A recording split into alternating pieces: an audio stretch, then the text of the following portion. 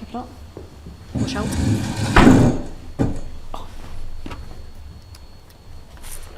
So yeah, this is the Hub Crawl Hero section for anyone who's not been to a Hub Crawl before. These were started last year as celebrating the great work that a local studio has done. And with the theme being about going global, but also remaining, with the local connections. This year it's focusing very much on concepts of growth, concepts of success, and also questioning them. Is growth always good? Does it always look the same? And how a studio's approached it. So thank you so much, Bobby, for coming to speak with us today. So the first question is, you obviously, no problem at all. So can you introduce yourself and XR Games, what it is that you do, and why Leeds? Why have you decided to set up your studio here? Cool, so my name is Bobby Tandy. I'm founder and CEO of XR Games. We're a studio based here in Leeds. We're 110 people working across 3 different projects. All 3 I haven't been able to talk about for about 2 years, so I'm glad finally we can talk about one of them, which is what you just saw there, Zombie Army VR.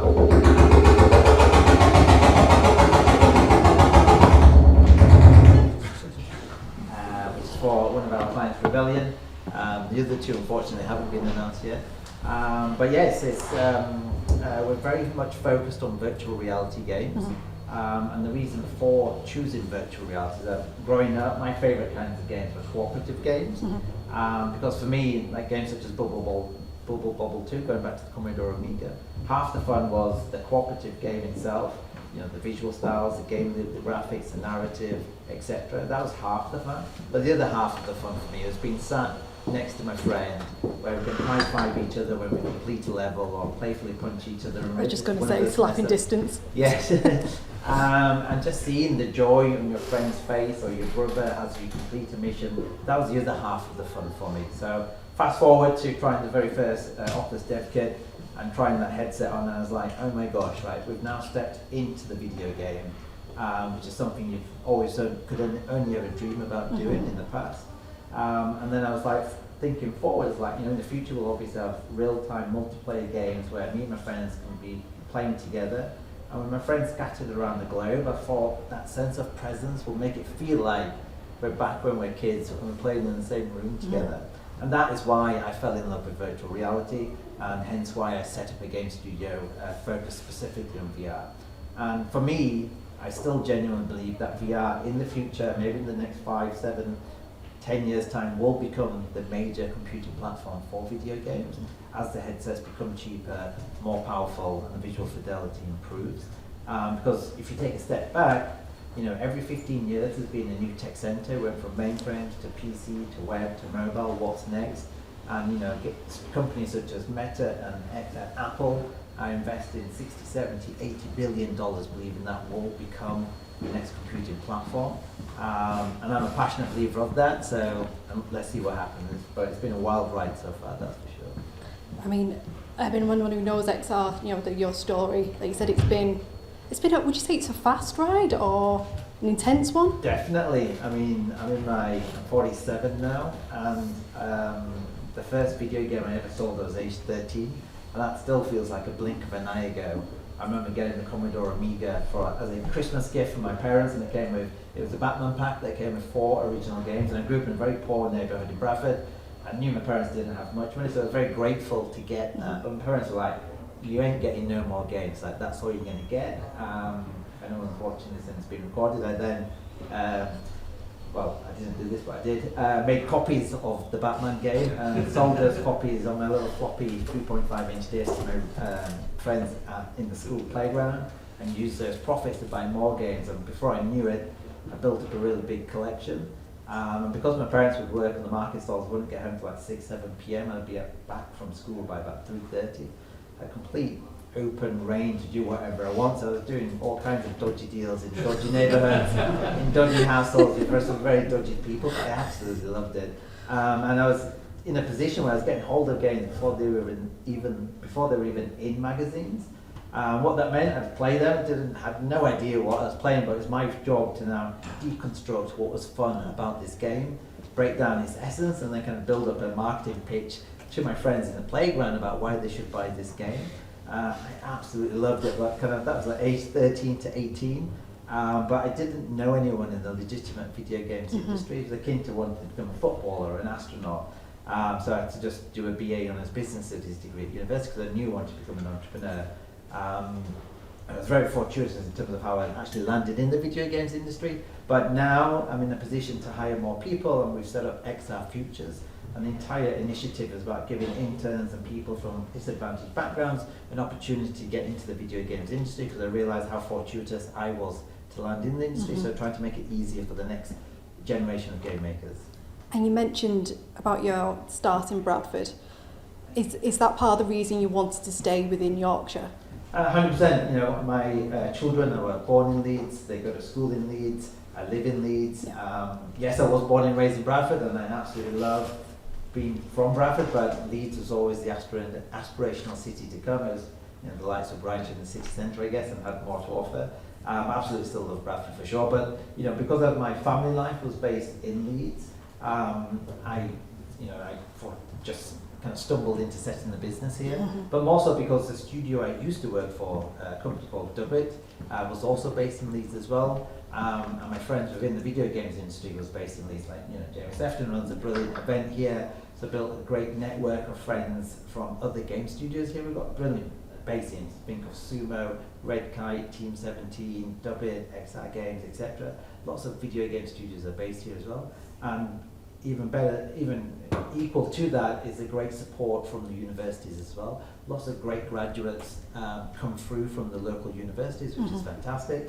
That said, we will happily accept applications from all over the globe and provide visa opportunities for anyone from outside of the UK. But no, we do have a great network within Leeds and its surrounding cities for game developers, with Sumo only down the road in Sheffield as well. And sort of thinking more about the business of XR, how do you sort of plan and measure for short and long-term growth? What is it that you look at that you think, yes, that is, you know, measurable? Yeah, it's always a tricky balance with regards to what I need to do short term versus long term. So for example, you know, when setting out, you're always thinking long term, like, you know, I'm going to do an investment raise of 1, 2, 5, 7 million pounds, and that takes effort, it takes a lot of time, but what you're doing is building for the future here. So, you know, if you do have to go out and raise investment, you know, be aware it's going to take 6 to 12 months of effort, and it takes a lot of time to do that. But once you've managed to achieve that, you now have money in the bank account to kind of think 2, 3, 4 years out, and it enables you to make some long-term bets. But at the same time, as you're raising that investment, you can see your burn rate coming down, and the amount of cash in your bank reducing each month. So you have to balance the effort you put into raising funds with addressing the need to have cash in the bank immediately. So that's, you know, whether you're applying for a grant, whether you're applying for support from the council, or you're going out to win work for hire work to kind of keep cash flow coming in. It's difficult, it's very tricky, but you do have to balance short term and long term just to ensure there's always enough cash in the bank to make sure you make payroll every month. And like I said, once you've got the cash, where is it that you think's good to start in terms of studio growth? Where do you put that investment? Great question. So my hypothesis is that XR Games will become well known and successful for making great video games based on world famous IP. So one of our first critically well received games was Angry Birds Movie 2. So it's a VR game, PlayStation exclusive, made on behalf of Sony Pictures, who made the movie Angry Birds Movie 2, and our partner Rovio, who own the IP. So by making games for well-known brands, I felt XR Games become well-known on the back of that. After that game, we did Zombieland Hedgehog Fever, and that was like critically well received. It was a commercial success for us as well. And again, it elevates our name again further in the industry. We've shipped like 8 VR titles now, and the latest one you just saw got announced there for Rebellion, and it further elevates your stature within the industry because now you're working with AAA game studios. So it's a case of becoming well known within the industry for making high quality games to help enable you to win further business in the future from other well known companies as well. And what about things like recruitment? You know, once you go to a certain size, you want to hit titles at a certain quality. Obviously, at the minute, the industry is going through a little bit of a change. Yes. So what is your thoughts on sort of recruitment, what during growth, how can it be sustainable? The number one piece of advice I could give is always just focus on making a high quality game. So when we launched Zombieland Hedgehog Fever in March 2021, when it came out and it was a success, it was just complete inbound business development opportunities coming to us. I didn't have to make any effort whatsoever to go outbound. And it was a case of, opportunities coming in and you're like, oh, we'll expand, we'll take this opportunity on. We have a small enough team to do the pre-production phase, and during pre-production we'll scale up the team.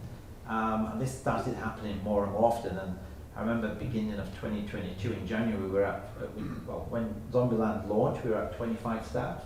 By the end of that year, we'd won couple of work for hire projects and got to 40 staff. So January 2022 we started with 40 staff, but by the end of that year we got to 100 staff because of the amount of people wanted to work with us, because they knew we could deliver successful high quality games. To scale from 40 to 100 in 1 year, I wouldn't recommend it to anyone. It's unbelievable. It was an unbelievable ride, but the only reason we were able to do that was because we had our own in-house recruitment team. So once you've got your own, when you do have a successful game, and if you do wish to scale, not everyone does, some people just stay the same size. But if you do wish to do that, I would highly recommend having your own internal talent acquisition team, because you'll need that to kind of fuel the amount of seats you need to fill.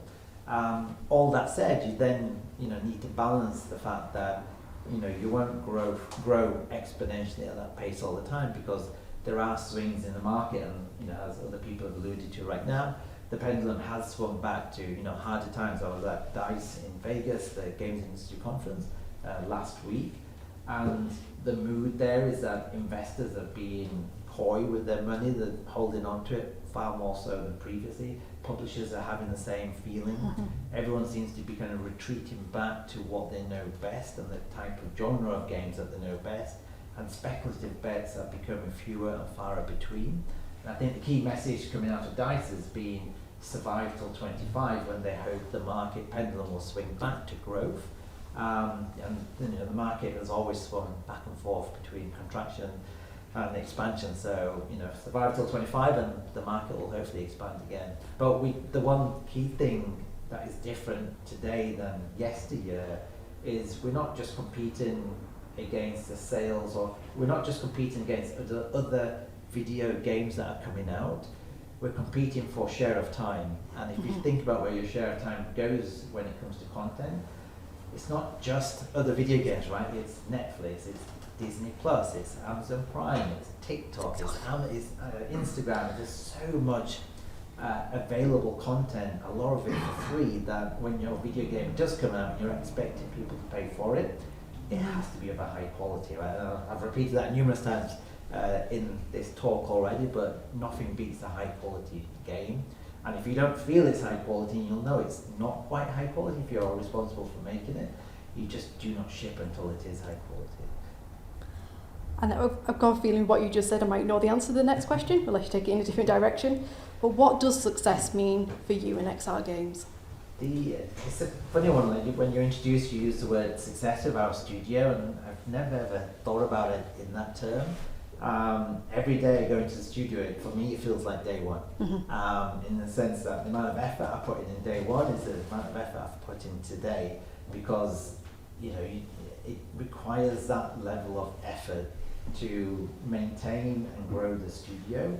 And if you ever feel as though I'm a success now, I could imagine it's the first day of the decline of your studio, if you ever change that thinking. So just be prepared for hard work every single day. And when I say hard work, it only gets harder and harder and harder, that I find. But fortunately, we get to play and make video games for a living.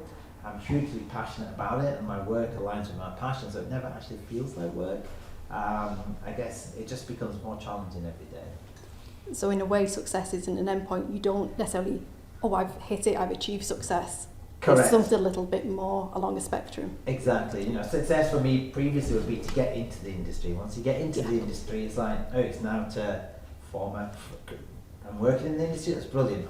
Success for me would be to do my first presentation in the UK, you do that, so I'd now like to do a presentation somewhere else in the world.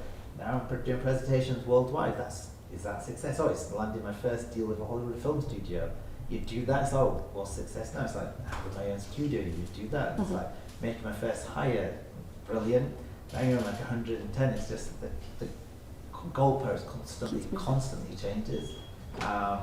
Actually, there's a brilliant book called Road to Character by David Brooks, and it talks about the fact that there's two parts of your brain, Adam A and Adam B. And Adam A constantly chases likes, money in the bank account, gratification on social media.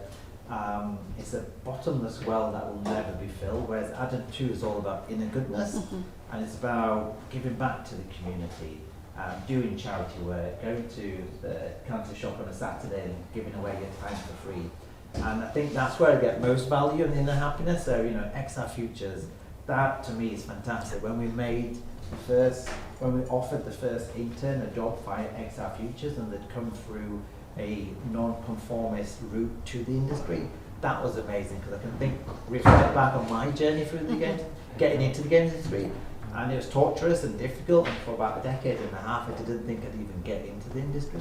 So to now help other people and educate people on opportunities, or educate opportunities to 110 people to get into the industry is amazing, but also to kind of advertise and showcase how it's possible to get into the industry is what, for me, is what it's about, right? To get the next generation of game makers into the industry is a fantastic feeling for sure. And finally, what's the future?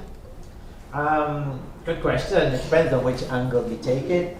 So for example, if we talk about XR Futures again, we just announced, and there's a blog post that went live, that for 3 intern positions we have this year, we've had 2,300 applicants for it, which is amazing to see, in the sense that so many people wish to work at XR Games, but at the same time it's also reflective of how few opportunities I think are out there.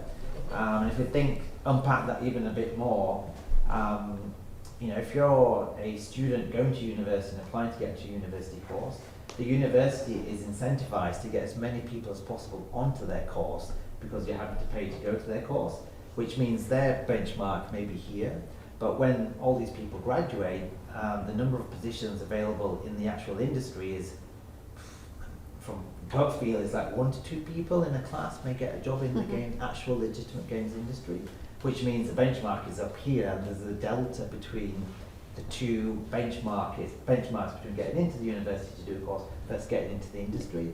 And you know, we see that in the number of applications we get for each role in terms of how many people are getting in there. So it's just, you know, think about the future, just acknowledge, for anyone listening who's trying to get into the industry, how difficult it is. And when there's 2,300 applicants for an internship, when we're looking at CVs, we've got seconds to analyse which one should progress. So it's a case of, you know, have you got stellar grades?